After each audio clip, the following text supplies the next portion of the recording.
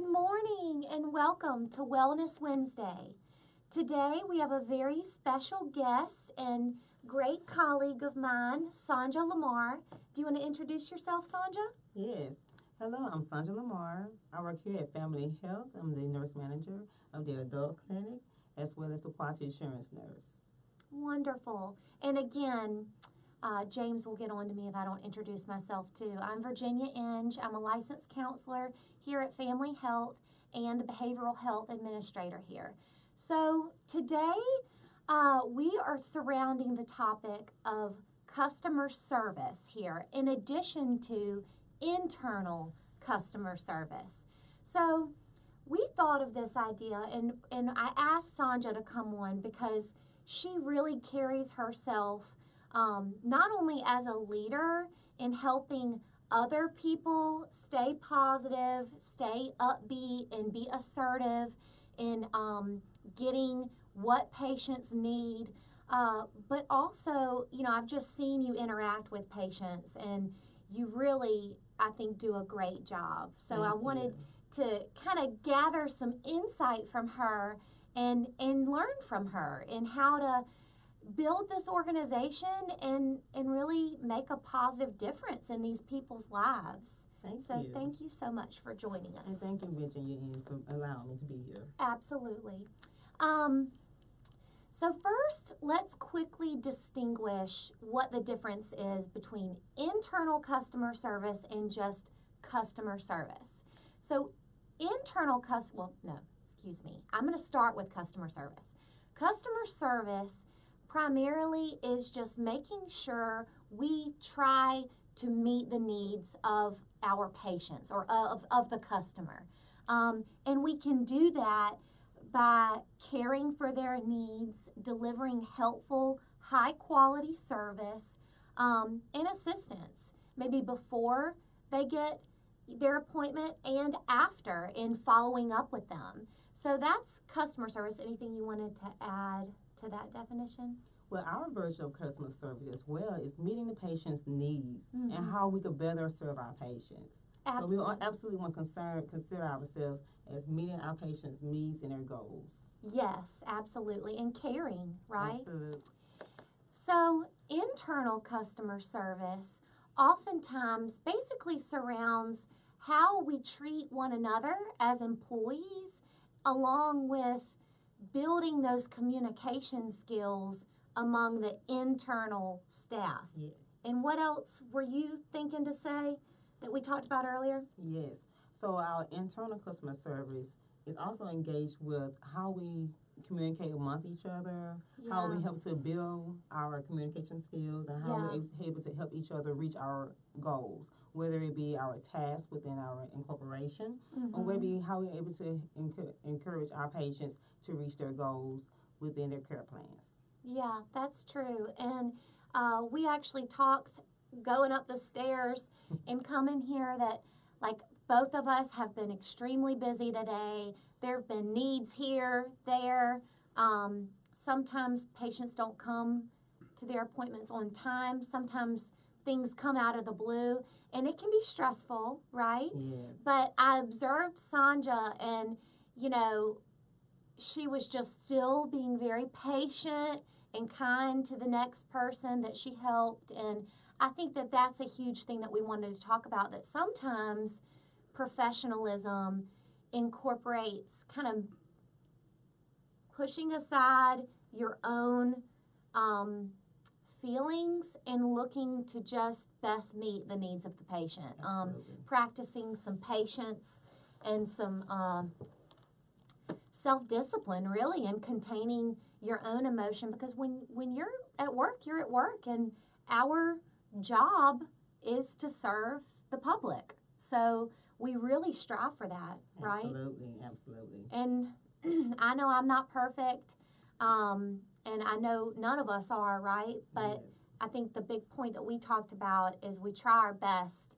It's a new day. We do the best that we can. Yes. Right? Absolutely. Okay, cool. So we're going to go over some points and notes that we talked about before. First of all, as I mentioned, as an organization, we've strived to build customer service externally and internally. And so, of Family Health, of MCHD, we have some of these highlighted ideals, which are as follows: professionalism, positive attitude, communication, teamwork, employee best practices, and electronic use best practices. So obviously, we want to be mindful of the time here, so we're not going to talk about all of these, but we're going to talk about some things that stood out as far as how we do our job and how we do our job well, right? Right. Okay, so we really talked about professionalism just a little while ago, and sometimes, you know, putting your own feelings aside to effectively handle and accommodate patients. Sandra, did you want to add anything or anything particular to that point? Because that's an important one. Absolutely. Many times we all go through different things, either at home personally, but when you come to work or when we come to work, we want to put our personal feelings aside and meet our patient goals. With that being said, that, you know, by us serving community, we want to make sure that we meet our patients' needs. So by putting things aside, meeting their goals or wherever they may be going through, we want to make sure they receive the most optimum care. We had one patient at one time that had a stressful event, and we was able to go, even though the day was very busy, a lot of patients was coming in, and it was a very intense day, we was able to meet the patient's needs and also provide the patient more services than they thought that we had. So it was able to be a very good day for that patient. You, yes, it warms my heart when I hear a patient say, wow, y'all's health department is awesome. I mean, because you can imagine we hear the negative too, but what I mean is she shared everybody from the clerk to the community health worker to you as my counselor, like everybody's treated me so good here. And that, it's like fireworks go off in my head. I'm like, yes, that is a victory right there. Absolutely. Okay, well, another point we said is listen closely to the patients. You shared earlier, you mentioned how everybody's different. You know, they may come from a different background, they may come from a different culture, and so really listening to what they need first, right? Yes. And then accommodating them basically based on who they are and what they need and what they present with, right? Yes. So our focus when our patients come to our facility, our goal is to have how can we help you? So our customer service, internally and externally, we want to meet our patients' need. So everybody's have the individual's needs. So we're looking at the cultural, we're looking at the personal background, we're looking at even their home or how they do their own personal routine. So everybody's treated different based on their own, and their care plans are made on an individual style. So we want to meet those different needs. Some patients may not eat a certain particular food, so we base their food based on a dietitian's program, as well as we look at their probably have a nutritional different background or probably a different medication program that we can probably assist them on. So we have many programs we're able to assist them with, even from our greeters from the front door to back in the back to the doctors, to the nurses, to the dietitians, and even in our team holders, we discuss those different care plans as well. Yeah, and so that kind of goes on to our other point that internal customer service has a big impact on customer service or external customer service and setting up for success, right? Yes. You talked about how we as a team all meet together, like you mentioned, from the doctors to the nurses to the counselors to the lab techs, right? Yes. In those close huddle groups. And then also with the administrators, with the janitorial staff and security in some of those staff meetings. Absolutely. And I'm stealing what she, but it sunk in. You're like, you know, that's right. That's what it is. It's Absolutely. doing our best to build the internal customer service so that we can give better external customer service. And really just how that has such a big impact on our quality of care. Yes. And another thing that we talked about is sometimes it's important to really try to build emotional intelligence and strive to not just assume something about someone, but to say to yourself, like you said earlier, well, no, maybe I wouldn't have done that, but this is a completely different person from a completely different background, that who am I to say you shouldn't do that, right? That's correct. And to really just be thoughtful. Yes.